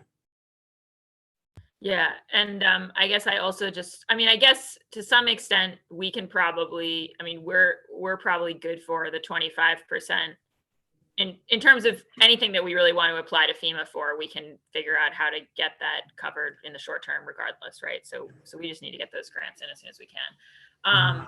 I just really want to echo for Councillor Edwards's point just about the need to de-densify not just homeless shelters, but just so many people who are living, like many people sharing one bathroom, in an apartment where it's really not possible to isolate. It feels like that's the next frontier of this. And I agree with you that it's going to go hand in hand with testing. But it feels as though, we already had problems where we got real close to testing, our whole homeless population just as we had the beds to isolate them coming online, right? And it was like a pretty near thing. And I guess as we're pursuing testing supplies, it's like parallel tracking, standing up real isolation hotel possibilities is where we should be. But I'm not sure. I had read mixed things about whether or not those expenses around isolation and quarantine could be covered by this pot of money. Do you guys have any clarity on that? I think isolation and quarantine is one of the eligible expenses on this. It is not the way the FEMA guidance is written right now. Basically, non-congregate, which is disparate living arrangements that are not congregate, yes, that's the best way to explain it, are not covered by FEMA. So basically, unless they're for certain populations of people, so first responders, the homeless, other vulnerable populations, other folks who don't fall into one of those categories are not currently FEMA eligible. So this would be the pot of money that we would look to fund that. It's a matter of getting it approved and then working with E&D and our housing department to identify locations and space to start to procure that type of stuff. So I think as soon as we, hopefully get through the accept and expend and the council hopefully passes it, we can sort of start the work of turning this into actual locations for people. And on that front, I want to ask so it seems like there are just a lot of moving pieces with this, right? And we urgently, we need to be expending this money. But obviously, as there's questions about, there's money that we spent in the last 2 months. Are we going to get FEMA to cover it? Are we going to get this money to cover it? Are they both going to reject it? And then we're using our reserves from last year to cover it, or we passed our reserves from last year and we're using money in next year's budget, right? There's a lot of shifting pieces, and obviously we're still waiting on state aid and kind of what the deal on that front is. And so it seems to me like even if the council passes this order, expeditiously given the crisis, that it would be great for you all to come back to us on this in 3 months. Because I think, for instance, in August, I feel as though we ought to know where the state budget has landed, and we should have made enough reimbursement requests on this. Because to your point about the money continuing to through December, I think on the council scrutiny side, it's one of those things where we all want to work together on this. And also the fact that it's this large pot of money that's separated from the city budget makes it a little bit harder for us to understand how those committees are interacting. So I was just wondering if you guys could sort of plan on coming back to us on it in August. Yep, I think we'd be happy to do that. And I think as more, as we sort of get towards ready to talk about some of the funding here, I'm sure we'd be happy to stay in touch. Yeah, and I mean, obviously, I expect us to continue to talk about how all those things are going to interact through the rest of the budget process this month and in June. But I just think, it feels like this is going to be an evolving process. All right, those are my questions. Councillor, so I'll run back through people who are here. Councillor Breeden, and then Councillor Asabi George, and then Councillor Mejia. Councillor Breeden, do you have any questions? I have no more questions at this time. Thank you so much, Justin. Thank you for your presentation. Thank you, Councillor. Thank you. Thank you. Councillor Asabi George? Any further questions? No, good morning. No questions for me. Thank you. Great, thank you. Councillor Mejia. Hi, yes. Okay, so I have 3 more questions. I sent Councillor Baca, like, oh my God, I forgot some things. And as I continue to hear my colleagues speak, more questions come up. So here are my 3 questions.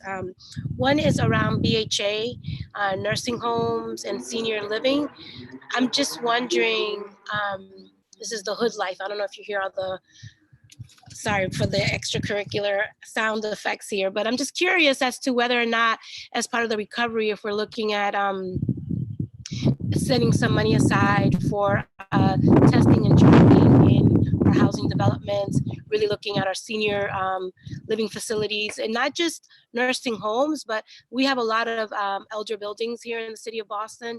Just wanted to know whether or not that's part of the recovery money set aside. And then I'm also curious about the Boston residency job policy. I know that we had a hearing about this last week, and I'm just wondering whether or not we're looking at this in terms of workforce development and employment goals, making sure that the folks that we're hiring to do this work are reflective of the diversity of the city, and wondering whether or not we can earmark some outcomes and goals that we can track in terms of the people who are hired. I think specifically about Partners Health, they sent out a job description for people, I guess they were paying $27 an hour to hire 1,000 tracers, trackers. I'm not sure how many of those were of people of color, but I'm just wondering if we can kind of adopt something that holds us accountable to those goals and objectives in terms of hiring and supporting, and also utilizing vendors to, like Council President Janey mentioned, like I just would love to be able to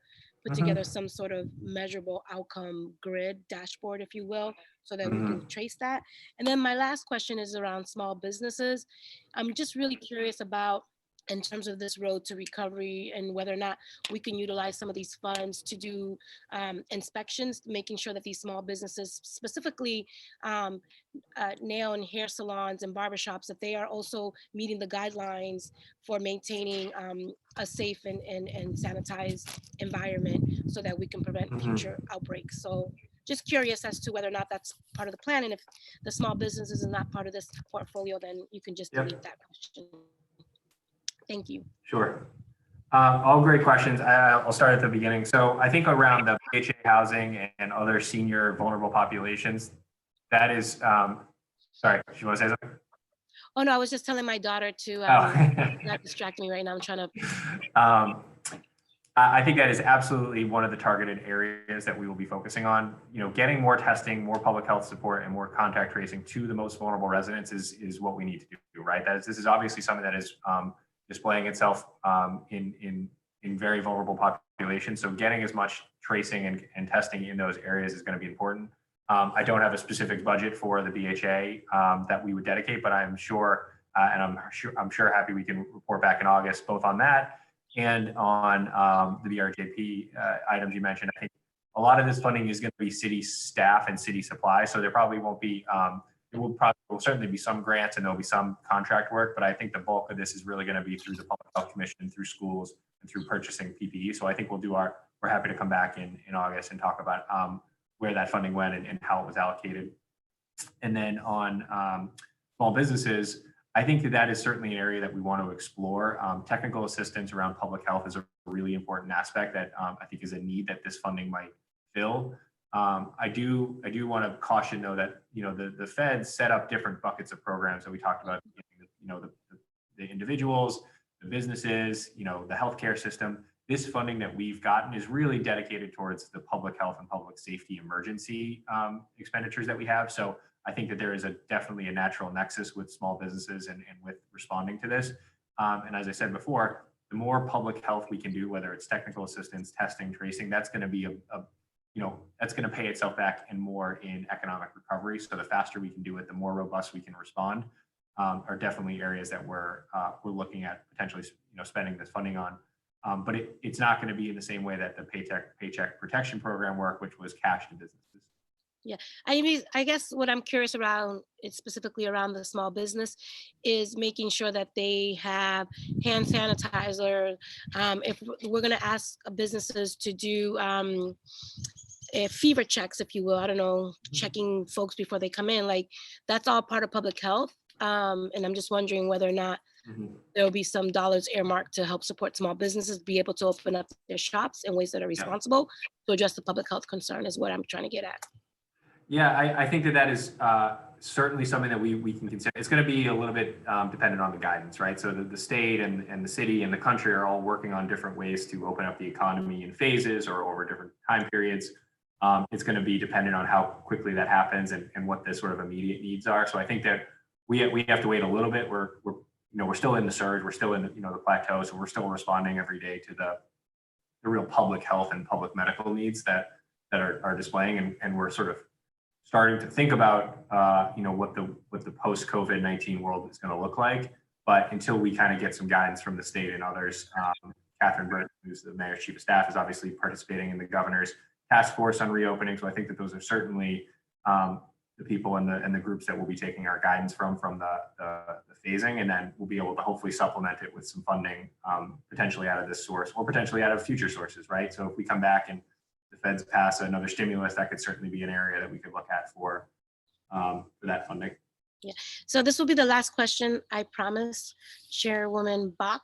But I'm just curious, I know this is gonna last for the next 8 months, but I'm just really thinking of a long-term, like, and just really thinking about the sustainability of this, and how are we thinking about this beyond COVID-19, beyond this funding, and what can we do now in terms of best practices, whether it's like training the trainers, like I just really thinking about how do we utilize these funds to help us set ourselves up for a long-term work.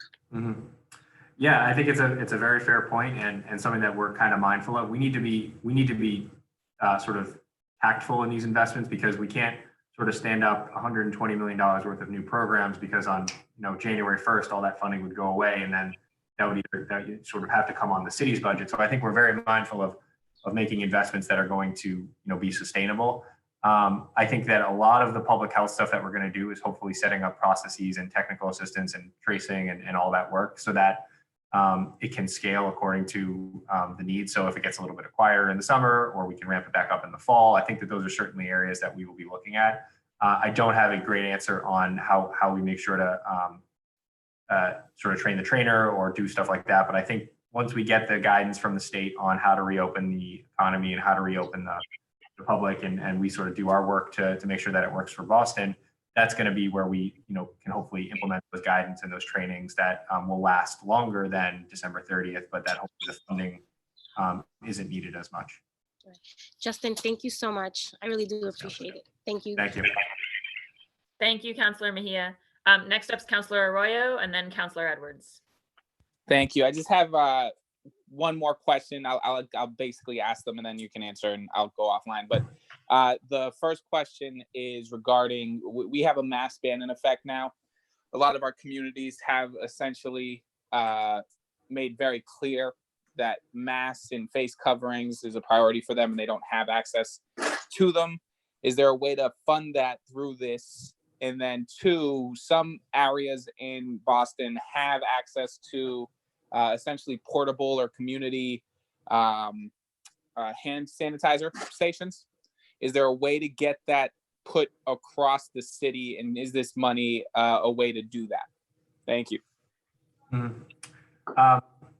Two really interesting proposals. Honestly, I have not done a ton of deep diving into the hand sanitizer one, but I will certainly follow back up with our public health folks and our operations folks to see what the capabilities are. I think that would certainly, I think that would qualify as a necessary public health. What we've been doing right now is advanced cleanings in some of our public buildings that remain open, obviously City Hall and some of our food sites that we have set up. Those are definitely where we're spending. But as long as it's a public expenditure for in a public facility, I think that's something we can take a look at. I think the masks is definitely another area that we've heard from a lot of folks, and I think it's something that we're working to identify solutions on. Like everyone in the country, everyone's trying to buy the same masks, whether they're the sort of hospital masks or the surgical masks or the N95 masks, which are being used by our frontline public safety personnel. I think there's a little bit of a supply issue that we're continuing to work through.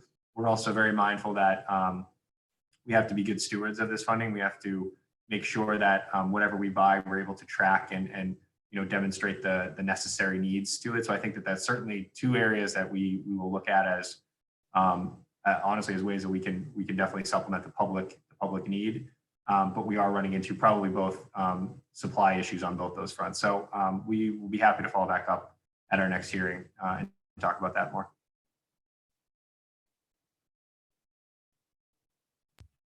Councilor Roy, are you all set? I'm going to take that as a yes. Councilor Edwards, you have the floor. Hi, I believe I had asked this question to the mayor a while ago, and it could be, I think it's relevant to with regards to this money. There's, I believe, a point person, someone who's supposed to be appointed, or do we have I hate to use this word, a COVID czar, or someone who is particularly focused on managing the money coming in and out, specifically from the federal government for COVID response, especially as you know, it's hitting different pots, but also has different obligations. Some are payback, some are not, some are, who is this, or are we allowing every department to kind of get the extra money? Then let's hope we get a big report at the end of the year. I'm just, who is the contact person specific just for COVID money, or do we have one? I don't think there is an official COVID money czar. I mean, my office spends a lot of time working with both the Health Commission, the school department, and all the various departments on the different types of money that is being made available and the types of restrictions that come with it. So I think that it is a little bit of we are working to centralize that process and understand sort of what the buckets are, and with the goal to maximize the amount of money that we get, right? So if there's obviously different buckets of money that are coming in, whether it's housing or schools or us or the city, I should say, my office does work very closely with a lot of those departments. So if you have specific questions about that, I think a hearing in August to kind of get a full picture of where all the money was and where it's going, I think would be helpful. I will say that the federal government typically moves very slowly on things. So the fact that they've been able to put out a whole bunch of different grants and funding sources within the last month, I think everyone's playing a little bit of catch up, both us and states and departments. So I think that's certainly something that we can follow back up on in another hearing to kind of give you the breakdown of each of the different funding sources and what they go towards. Just to follow up on that then, just a question or suggestion to my colleagues, would we consider possibly a temporary standing committee for COVID that deals specifically not only with response but finances to the government or to the administration? I do think it's important not just to have hearing, but to have a person or people dedicated to just pandemic response and funding coming in. Mostly because if it's about efficiency, money coming in, and you're right, the government doesn't move as fast as it should, the federal government doesn't, but now it's hitting the Boston at a huge, wonderfully decent clip, then having one or two people just absolutely dedicated to monitoring that, so that it's just, I think it's easier in terms of administrating, pushing the money out. It's just a suggestion. And I also thought it was required under the FEMA grant money that there was somebody appointed. I could be wrong, but I will follow up with the chair with that particular question. Oh, I'm sorry. Finally, will you be submitting, could you submit as part of your budget report or an addendum on COVID monies received? You mean the resubmission? Yeah, and the resubmission, what it would be great, because it is part of our 2021 budget. Yep. Yeah, I think. So if you had a whole Yeah. different thing that we weren't, obviously, I understand why it has to be an addendum and why it might be a look back, because we didn't anticipate this when you did the budget, but it'd be great if you had a whole budget line item, all monies received, where it's gonna go as part of our budget for the official record, but also our analysis. Yeah, we can do our best to pull that together. I think everything we've sort of received to date and will be, has sort of been identified through the CARES Act, which is stimulus 3.5. We can definitely give you an update on for the resubmission. I think the challenge will be, this is obviously something that's going to be evolving over the next months, but obviously, as a stimulus 4 comes down from Capitol Hill, that is something that we're going to have to be mindful of and do some quick analysis on what it means, but it may not line up exactly with the sort of anticipated schedule for resubmission. So just happy to follow up as we learn more. I'm sorry, just to be clear, what I'm asking for is like for all COVID money. So there's some that has been in private money raised, right, by the city and grants. There's been federal money. There's might be some state additional funds, but anything that the city's received in terms of its pandemic, that's what I would like to see in terms of the budget, like a breakdown of that. Yep, we'll pull that together. Thank you very much. Thank you, Madam Chair. I'm all set. Thank you, Councillor Edwards. And yeah, I think we're definitely, I don't think there's any way we can have the resubmission conversation without the sort of overarching picture of where we are financially on a bunch of fronts, revenues, and also regular revenues and these other sources. And I will also say to my colleague, Councillor Edwards, that I think to me, oversight of the COVID related monies would be a subcommittee function of the Ways and Means Committee. Madam Chair, I stand corrected. We shall schedule that hearing in August then. Sorry. No, I think that having that conversation, I think it's going to be intertwined with our budget conversation. And then I think the question of whether there's a subset of councilors focused on tracking it as we go past June 30th, since our budget calendar is going to be a more artificial thing this year than it ever has been, is a good idea. All right, I just wanted to now recognize Councillor Kim Janey, Council President. Councillor Janey. Thank you. And just to chime in on that conversation as president, I am completely confident in the chair of Ways and Means to handle all of the revenue related to COVID, and in our chair for post audit around whether or not we are spending it appropriately and meeting our goals. So I do appreciate that suggestion, Councillor Edwards, but I am completely confident in the leadership, and not just on the money side, but on the public health side. If we're talking about small business aspects, like, you guys are really rocking it out. So I do appreciate that. Justin, I wanted to also offer my appreciation to you and the administration. And as a matter of quick follow-up, Madam Chair, really interested in the conversation and hoping that you can provide some clarification, Justin, on the PPE. Many of us have been advocating to get that out more to residents, particularly those who are vulnerable. And so, I understand this weekend we had the care kits, great. The strategy has been community health centers, and we've talked about this in this hearing. But I heard you say in response to Councillor Arroyo something about public buildings. So one, I would want to understand what that means for public housing, because public housing is certainly one of the entities that has been on my list as I've been advocating for going directly into vulnerable populations or to groups, and not just making everyone come to a community health center. So one, around public housing, and then two, even if it isn't public housing, I am very much interested in how we expand testing and PPE to vulnerable populations where they are, whether it be senior buildings. I have a lot of senior buildings in my district. I know that there are nursing homes and other districts, but I'm interested in that. And if you could add some clarity as to whether or not we can Sure. move to that. Thanks. Thank you. Yeah, absolutely.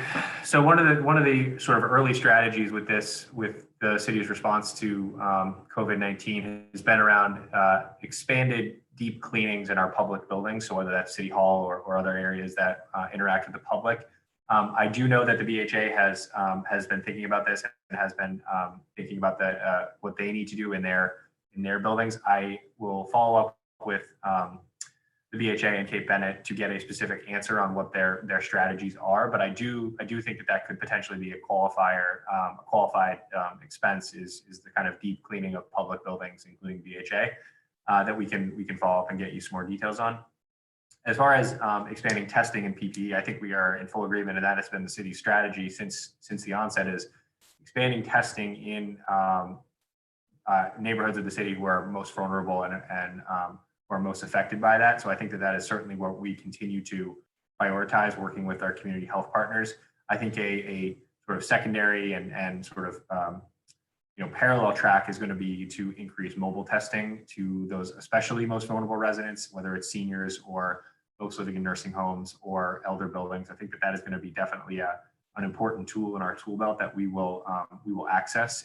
That is something that unfortunately, again, like PPE and testing supplies, is dictated by how quickly we can get tests and how quickly we can get the supplies to administer them. So that would certainly be a cornerstone of our strategy in using this funding, is to get more testing and PPE out to those residents who are most vulnerable in our city. Thank you, Madam Chair. Great. Thank you so much, Madam President. With that, we come to the end of our second round of questions.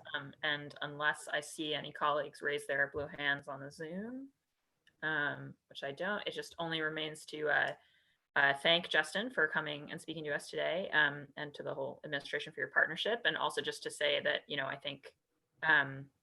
I think that we're all cognizant of the fact that this is just a really moving, evolving target. I certainly want to stress how important I think it is for us to move in every way we can to maximize our federal funds that we have access to. And I know that you think similarly, Justin. Yeah, and just to say that, as I alluded to a minute ago, I think that the council's partnership around budgeting is going to have to be a more continual thing this year than we're used to it being, in the sense that, I think we can expect, rolling stimuli and impacts, both positive and negative, at the federal and state level that are not going to track our fiscal year deadline. So I think, we're all looking forward to that continuing to be a very active conversation. Yep. But thank you so much for coming today. And thank you to all of my colleagues, the entire council, for joining us this morning. So with that, I'm adjourning this meeting of the Committee on Ways and Means. Thank you, everyone. Thank you, Council. Thank you, Kenzie. Thanks.